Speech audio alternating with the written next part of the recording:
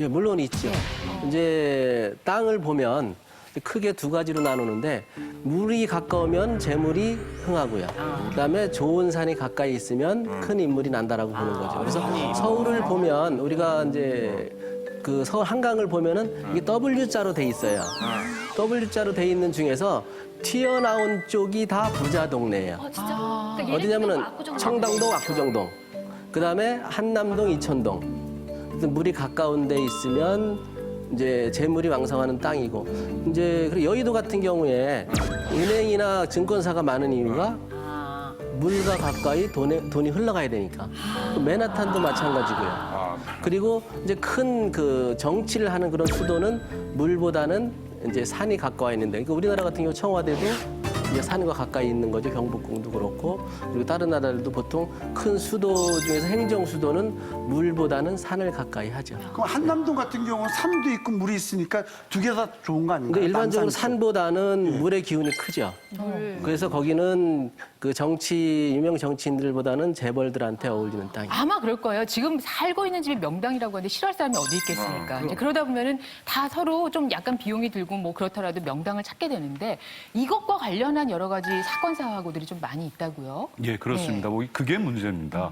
진짜 명당인지 확인도 하지 안 되는 상태에서 덥석 뭐 명당이라고 하니까 그냥 덥석 믿고 거금을 들여가지고 사는 경우에 실제로 그런 경우는 나중에 확인해 보니까 명당이 아니더라. 이럴 때는 어떻게 해야 되는지, 이제 그건 법의 문제가 바로 생깁니다. 그래서 여러분들이 명당을 구할 때 꼭 알으셔야 될 정보를 준비를 했습니다. 사례로 말씀을 드리면은요, 은퇴 후에 전원주택을 짓고 살려고 한 분이 이제 그 땅을 구입하려고 했습니다. 그래서 이왕이면은 풍수지리가 좋은 땅을 살려고 이제 그 풍수 전문가를 소개받아가지고 부탁을 한 거죠. 그래서 실제로 풍수 전문가가 땅을 소개를 했는데 굉장히 좋은 땅이에요. 배산 임수는 기본이고, 아까 그 신석우 선생님 말씀하신 것처럼 이제 포근하게 느껴지는 그런 땅이었습니다. 그래서 이런 땅도 없겠다 싶어가지고 소개비로 5천만 원을 주고 땅값 2억 원. 그래서 2억 5천 원에 이제 땅을 샀습니다. 그래서 거기다가 이제 집을 짓고 이제 살았어요. 근데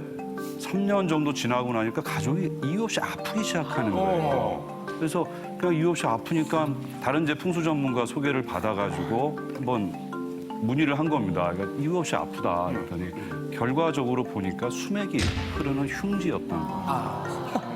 그래서 이 남자가 그 소개한 풍수 전문가를 상대로 2억 5천만 원의 손해배상 소송을 이제 제기를 했습니다. 법원은 어떻게 판단을 했냐 하면은 소개비 5천만 원은 돌려줘라. 판단하고, 다만 땅값 2억 원은 어차피 그 집 지려고 산 땅이 있고 집 짓고 살고 있기 때문에 그 땅은 돌려줄 수 없다, 이렇게 판단을 했습니다. 근데 이 풍수 전문가에게 5천만 원을 돌려주라고 법원이 판단한 이유가 있습니다. 이 풍수 전문가에게 이게 없었기 때문입니다.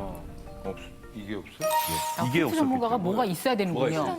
그것도 풍수 전문가인데 뭐가 있었을까? 그거지? 그 자격증이 그거야 그거. 풍수 전문 자격증. 자격증 맞습니다. 공인 중개사 자격증이 없었던 거예요. 풍수지리사 무슨 자격증이 아니라 예. 공인중개사 자격증? 공인 중개사 자격증이 잠깐만, 없었던 집을 거예요. 사고 파는 그 자격증이요? 그렇죠. 부동산 자격증 있어야 부동산 공인- 자격증. 예. 그러니까 그 땅을 소개할 때는 풍수 전문가라 하더라도 이 공인중개사 자격증이 있어야 되는데 희한하다 이거. 그게 없었으니 그런 사람이 땅을 소개했으니 그 받은 소개비는 돌려줘라, 이렇게 됐던 겁니다. 예. 그랬습니다. 지금 여태 지금 말씀을 들었으니까 저희가 확인을 좀 해야 할 것 같은데. 네. 보통 일반적인 그 사기꾼이 아니고 정상적인 풍수 전문가라고 하면 그 어떤 땅을 소개하지는 않아요.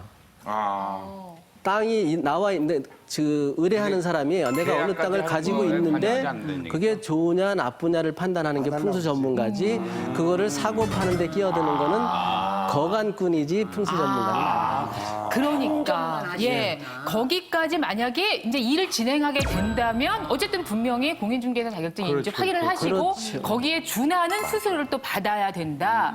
이런 것 때문에 이제 법적으로 문제가 생길 수 있겠네요. 아니 2억짜리 땅을 2억 5천에 산다는 게 얼마나 이게 큰 비용을 제공하는 겁니까? 예. 이제 풍수 전문가 소개를 받으시더라도 일반적으로 이제 사기 당하지 않는 법은 여러 사람한테 확인하는 거거든요. 가급적이면은 여러 명의 이제 풍수 전문가, 최소 3명 이상의 풍수 전문가에게 확인을 받으시면은 아무래도 좀 확실한 정보를 얻을 수 있으실 것 같고요.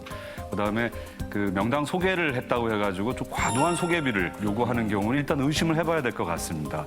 제대로 된 그 풍수 전문가는 감정료만 달라고 하지 소개비까지는 요구하지 않고 또 실제로 법적으로도 수수료가 일정 류의 수수료는 금지되어 있으니까 그 또 중개사 자격증 있는지 또 확인도 해주시고요. 그다음에 전국 최고의 명당이다 또는 뭐 이런 명당 더 이상 없다 뭐 이런 식의 극단적인 과도한 발언을 하는 사람은 일단 조심을 하시는 게 맞는 것 같습니다.